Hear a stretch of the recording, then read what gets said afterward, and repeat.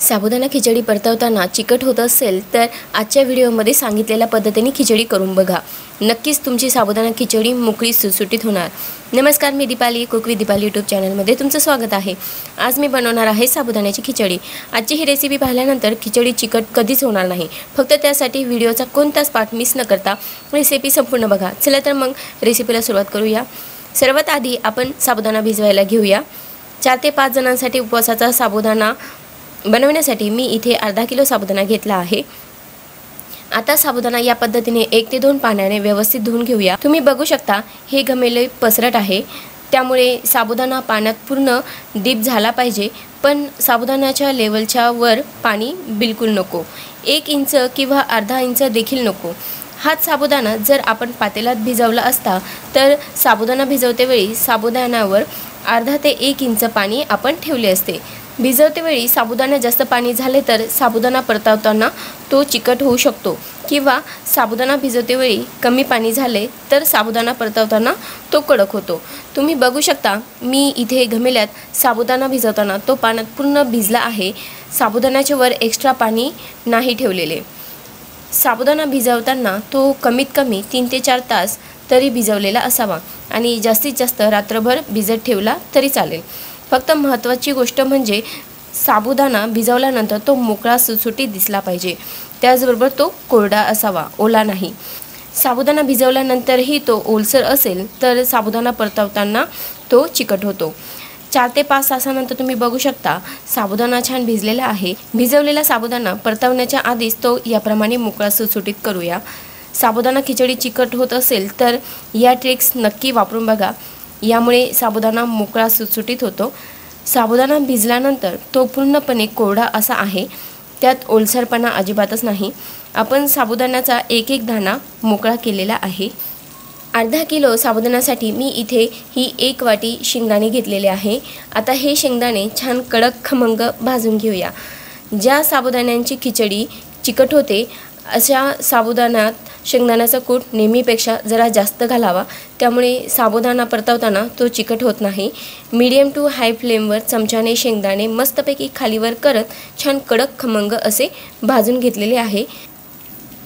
Gas बंद करून झाल्यानंतर हे भाजलेले शेंगदाणे कोमट झाल्यानंतरच बारीक करायला घेणार आहोत, त्यामुळे शेंगदाण्याचा छान मोकळा सुटसुटीत आणि व्यवस्थित बारीक कूट तयार होतो। शेंगदाणे थंड होत आहे तोपर्यंत बाकी तयारी करूया।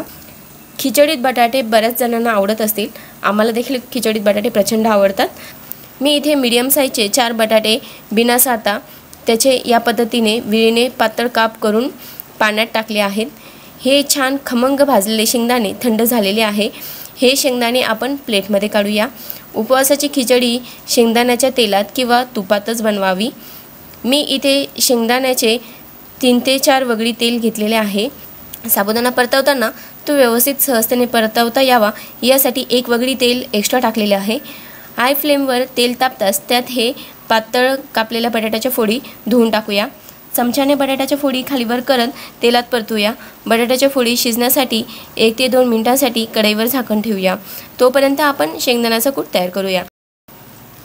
शेंगदाण्याचा कूट करतेवेळी मिक्सरच्या जारमध्ये टाकूया। अशा प्रकारे कट केलेल्या 5 ते 6 हिरव्या मिरच्या अशा कट केलेल्या असतील तर त्या पटकन बारीक होतात।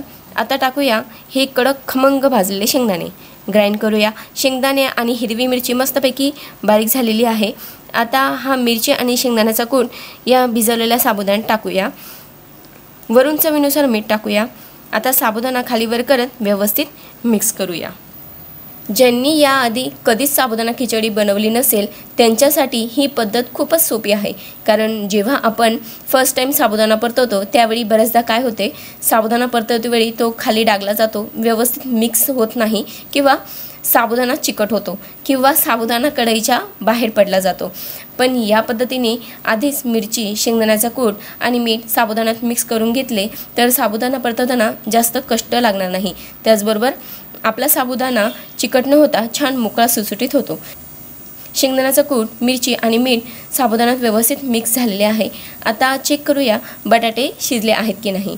बटाट्याच्या फोडी छान मऊ झालेल्या आहेत। उलटणीने फोडी खालीवर करूया। आता हा भिजलेला साबुदाणा, शेंगदाणे, मिरचीचा कूट, मीठ यांचे मिश्रण कढईत टाकूया। एकदाच न टाकता थोडं थोडं करून टाकूया। साईड बाय साईड उलथणीने लगेचच मिक्स पण करूया, यामुळे मिक्स करताना सोपं जाईल, त्याचबरोबर साबुदाणा खाली लागणार नाही। कढई सांडशीने एका हाताने टाईट पकडून दुसऱ्या हाताने साबुदाणा व्यवस्थित परतवा। साबुदाणा परतवते वेळी गॅसची फ्लेम मीडियम टू हाय अशीच ठेवावी। बघा किती सहजरित्या साबुदाणा उलथणीने आपण खालीवर करत आहोत। साबुदाणा व्यवस्थित मिक्स होताच गॅसची फ्लेम मीडियम करून कढईवर 3 ते 4 मिनिटांसाठी झाकण ठेवूया। 3 ते 4 मिनिटांनंतर कढईवरील झाकण बाजूला करूया। आता गॅसची फ्लेम मोठी करून परत साबुदाणा उलथणीने 2 मिनिटभर साबुदाणा छानपैकी खालीवर करूया। तुम्ही बघू शकता संपूर्ण साबुदाण्याचा कलर चेंज झालेला आहे। साबुदाणा कढईच्या बाहेर पडू नये म्हणून असा वरून हात लावते, त्यामुळे साबुदाणा कढईच्या बाहेर पडत नाही। त्याचबरोबर संपूर्ण साबुदाणा देखील छान परतवता येतो। साबुदाणा परतवताना ठसका येण्यास सुरुवात होताच आणि परतवत असलेला साबुदाण्याचा कलर चेंज होताच समजावे की आपला उपवासाचा साबुदाणा तयार आहे। आता गॅस बंद करूया। या सर्व टिप्स लक्षात ठेवून खिचडी बनवाल तर खिचडी कधीच चिकट होणार नाही। जसे की पहिली टिप, साबुदाणा भिजवताना जास्त पाण्यात साबुदाणा न भिजवता साबुदाणा पाण्यात पूर्ण बुडेल इतकेच पाणी साबुदाण्यात भिजवण्यासाठी टाकावे। साबुदाणा कमीत कमी 4 ते 5 तास तरी भिजवावा। साबुदाणा चिकट होत असेल तर नेहमीपेक्षा थोडासा शेंगदाण्याचा कूट जरा जास्त टाकावा। त्याचबरोबर शेंगदाण्याचा कूट बारीक असावा। अर्धे सकट शेंगदाणे न घेता शेंगदाणे छान कडक खमंग भाजून थंड करून मग ते मिक्सरमध्ये बारीक करावे आणि हा मिक्सरमध्ये बारीक केलेला कूट खिचडी परतवायच्या अगोदरच भिजवलेल्या साबुदाण्यात व्यवस्थित मिक्स करून घ्यावा। त्याचबरोबर कन्फर्म करून घ्यावे भिजवलेला साबुदाणा पूर्णपणे कोरडा आहे का नाही। भिजवलेला साबुदाणा ओलसर असेल तर साबुदाणा खिचडी चिकट होते। मग कशी वाटली आजची रेसिपी? आवडली ना? नक्की ट्राय करा। आजची रेसिपी आवडली असेल तर कुक विथ दीपाली यूट्यूब चॅनलला सबस्क्राईब करून शेजारी असलेली घंटी दाबून सिलेक्ट ऑल करायला विसरू नका। लवकरच भेटूया नवीन रेसिपी सोबत।